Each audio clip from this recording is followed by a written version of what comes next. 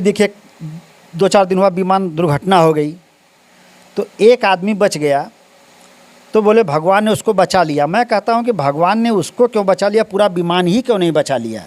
हम अपने माँ बाप की सेवा नहीं करते, हम अपने बुजुर्गों की देखभाल नहीं कर रहे हैं और हम चले जा रहे हैं पहाड़ों पर जो है हज़ारों किलोमीटर ऊपर चढ़ कर के कि वहाँ हमको हमारा भला हो जाएगा। सब लोग अपने भले के चक्कर में लगे हैं, लेकिन जब तक हम दूसरों का भला नहीं सोचेंगे, जब तक हम समाज का भला नहीं सोचेंगे, इस देश का भला नहीं सोचेंगे, अपना भला होने वाला नहीं है।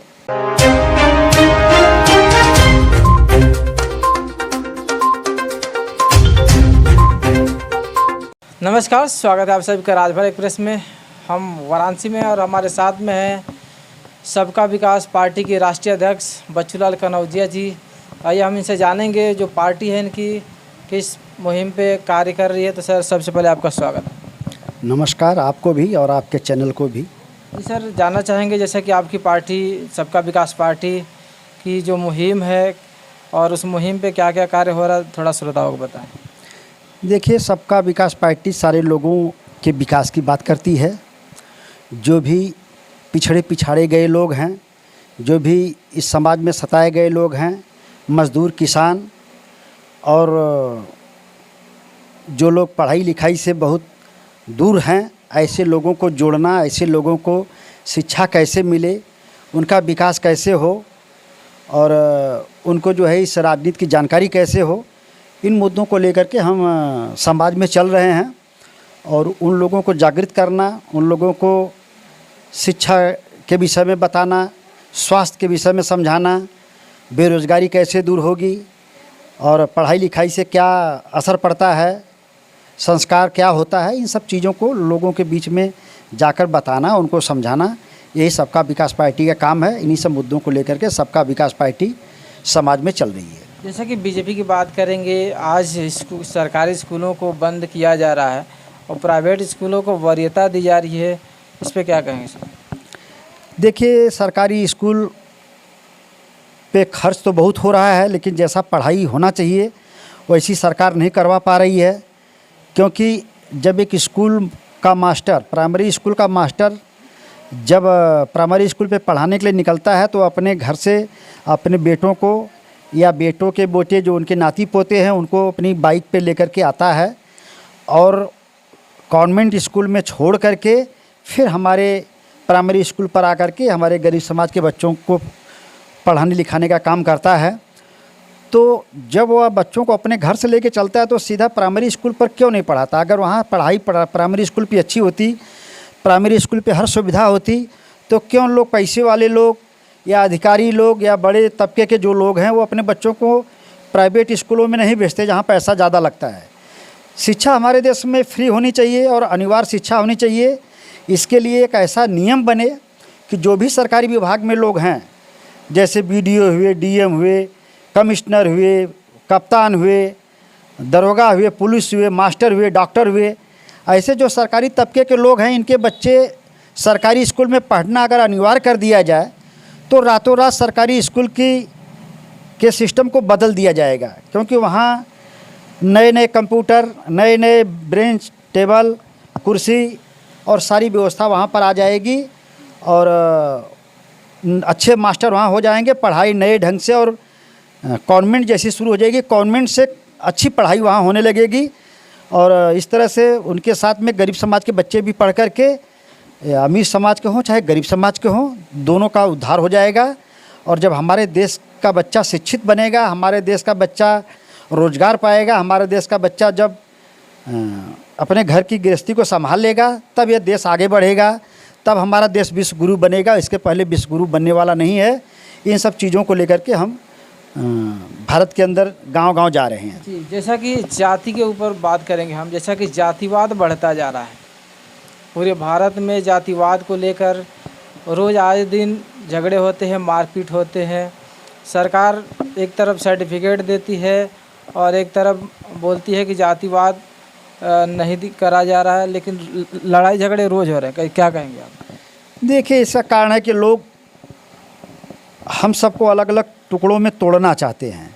कोई आरक्षण की बात करके, कोई जो है जात पात की बात करके, कोई धर्म की बात करके, सब लोग सब वोट की राजनीति चल रही है।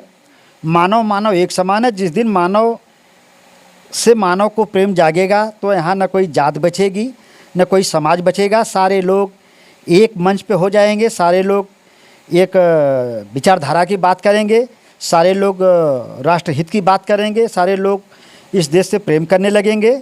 जब सबकी समानता होगी तभी देश आगे बढ़ेगा, तभी यहाँ लड़ाई झगड़े ख़त्म होंगे। लेकिन कुछ लोग तोड़ने वाले जो हैं वो जात पात की बात करके अपने वोट के फ़ायदे के लिए इस तरह की बातें करते हैं और तोड़ ताड़ कर रहे हैं समाज में। ये अच्छी बात नहीं है, ये हमारे देश के हित में नहीं है।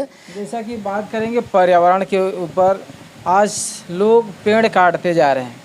जहाँ भी पेड़ पौधे लगे हुए हैं, बागीचे लगे हैं, लोग काट करके लोग खेतीबाड़ी के चक्कर में पर्यावरण को दूषित कर रहे हैं। तो इस विषय को लेकर क्या कहेंगे सर? देखिए, मनुष्य की जनसंख्या बढ़ रही है तो ऑटोमेटिक जो है घर मकान बनते जा रहे हैं और सबको खेती बाड़ी की ज़रूरत है। और पेड़ ऐसी जगह है जहाँ लोगों को काटना पड़ता है। लेकिन एक मुहिम चलाई जाए कि हर आदमी अगर ज़्यादा नहीं 10 पेड़ किसी चीज़ का लगाए। हर आदमी अपने जीवन में अपने घर के अगल बगल से लेकर के, अपने खेत से लेकर के, रोड के किनारे, चक्रोट के किनारे या ऐसी बंजर जगहों पर 10-10 पेड़ अगर सब लोग लगा दें तो थोड़े ही समय में हमारे देश में पेड़ की कमी नहीं रह जाएगी। हर जगह छायादार वृक्ष बनेंगे, फल मिलेगा और इससे जो है ऑक्सीजन मिलेगी, इससे पर्यावरण को सुरक्षा मिलेगा, इससे बरसात होगी। और हर लोग एक बीड़ा उठा लें कि हमको 10 पेड़ लगाना है और इसकी हिफाजत करके 10 पेड़ बढ़ा दें और अपने ज़िंदगी का समझो एक मकसद पालेंगे। पेड़ नहीं कटना चाहिए, लेकिन कुछ कारणवश कहीं रोड निकल रहा है तो कहीं जो है बड़ी बड़ी जो है सरकारी बिल्डिंगें बन रही हैं, तो उसको वजह से पेड़ काट दे रहे हैं। इस पेड़ को जितना पेड़ काट रहे हैं उससे ज़्यादा पेड़ अगर हम लगाने की कोशिश करें तो पर्यावरण को वापस जो है दुरुस्त किया जा सकता है। देखा जाए तो जो लगाने का जो रेशियो है काफ़ी जीरो के बराबर है। काटने का रेशियो तो ठीक है, बढ़ता जा रहा है, लेकिन जो लगाने का रेशियो है वो दिन प्रतिदिन घट रहा है। देखिए, इसमें जागरूकता नहीं है। ये सरकार को इस पे पहल करना चाहिए। जैसे ग्राम प्रधान के जरिए कि भाई हर आदमी को गांव में जितने लोग हैं सबको 10-10 पेड़ दिया जाए, या ग्राम प्रधान अपने खर्च से हर लोगों के खेत में, रोड के किनारे 10-10 पेड़ हर आदमी के तरफ से लगा दे अगर, और उसके हर आदमी हिफाजत करे तो आने वाले कुछ ही समय में पेड़ पौधे बहुत सारी संख्या में हमारे यहाँ तैयार होने लगेंगे। और जो कट गया है उसको लेकर के रोने से अच्छा है कि हम नए ढंग से शुरुआत करें, आधुनिक भारत की फिर से तैयारी करें। डिजिटल इंडिया हो गया है तो हम कुछ भी कर सकते हैं, लेकिन अगर हम करने पे उतारू हो तो हम कर नहीं पा रहे हैं, या लोग करना नहीं चाहते, या उसके अंदर वो जागरूकता नहीं है। जितना जो है अंधविश्वास के लिए लोग जागरूकता फैला रहे हैं, जितना समाज को तोड़ने के लिए, जितना धर्म की बातें करके, जितना जात पात में लोग अविश्वास फैला रहे हैं। बात करेंगे सर अंधविश्वास की, जैसा कि बात सामने आई है। अंधविश्वास में काफ़ी लोग भरोसा करते हैं और मानते हैं कि हमको अगर हम इनकी पूजा करेंगे, उनकी पूजा करेंगे तो हम पढ़ लिख कर इंजीनियर बन जाएंगे, मतलब बिना पढ़े इंजीनियर बन जाएंगे, ये काम हम बिना किसी किए हुए बन जाएंगे। तो ऐसा अंधविश्वास के ऊपर क्या कहेंगे आप? देखिए, अंधविश्वास तो चरम सीमा पर है। अभी देखिए 2-4 दिन हुआ विमान दुर्घटना हो गई तो एक आदमी बच गया तो बोले भगवान ने उसको बचा लिया। मैं कहता हूं कि भगवान ने उसको क्यों बचा लिया, पूरा विमान ही क्यों नहीं बचा लिया। तो हम अंधविश्वास में जैसे घुसेंगे, देखिए अंधविश्वास चरम सीमा पर लोगों के दिमाग में घुसा हुआ है और अंधविश्वास से बहुत हम पीछे चले जा रहे हैं। हम पहले अपने माँ बाप की सेवा कर लें, अपने भाई को भाई का हक दे दें, हम अपने भाई के साथ समता स्वतंत्रता जैसा व्यवहार करें और उसको भाईचारा उसके साथ निभाएं। और जो हमारे समाज में लोग हैं उनसे हम प्रेम से मिलें। माता बहन को जो है हम देवी देवता समझें, अगर देवी समझें, और जो समाज में हमारे पूजनीय हैं उनको देवता समझें, तो हमारे समाज का अच्छा निर्माण हो जाएगा। और ये पत्थर के पीछे, मूर्तियों के पीछे भाग करके, और मान लीजिए यहाँ एक हमने किसी देवी की मूर्ति लगा दी, जैसे ज्ञान की देवी सरस्वती हैं, हम अपने घर में अगर दिन भर 10-20 अगरबत्ती लगाकर दिन भर ध्यान में बैठे रहें तो वहाँ से ज्ञान नहीं मिल पाता।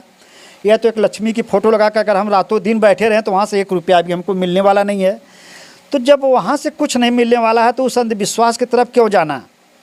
अंधविश्वास को छोड़ करके ज्ञान में जियो। विज्ञान एक कलयुग चल रहा है, कल माने मशीन, युग माने ज़माना, यह मशीनों का ज़माना है। आज हम आसमान पे, चंद्रमा पर और अन्य उपग्रहों पर पहुंच चुके हैं। तमाम उपग्रह हमारे छूटे हुए हैं। मिसाइल है, बड़ी बड़ी बिल्डिंगें हैं, बड़ा बड़ा रोड है, गाड़ी है, बंदूक है, राफेल है, रॉकेट है।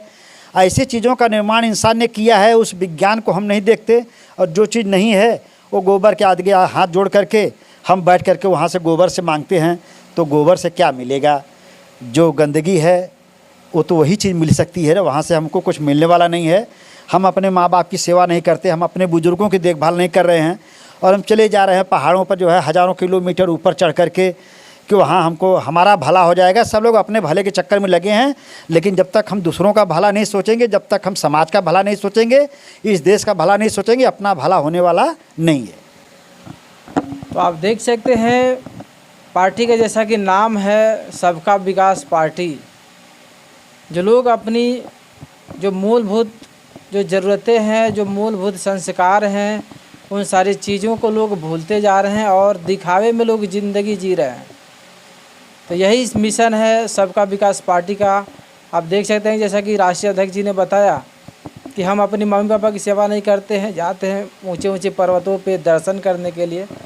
तो हमको सबसे पहले अपने खुद को चेंज करने की ज़रूरत है, एक दूसरे को सहयोग करने की ज़रूरत है। जैसा कि आपकी पार्टी अभी नज़दीकी जिला पंचायती चुनाव नज़दीक है, तो क्या प्लानिंग है?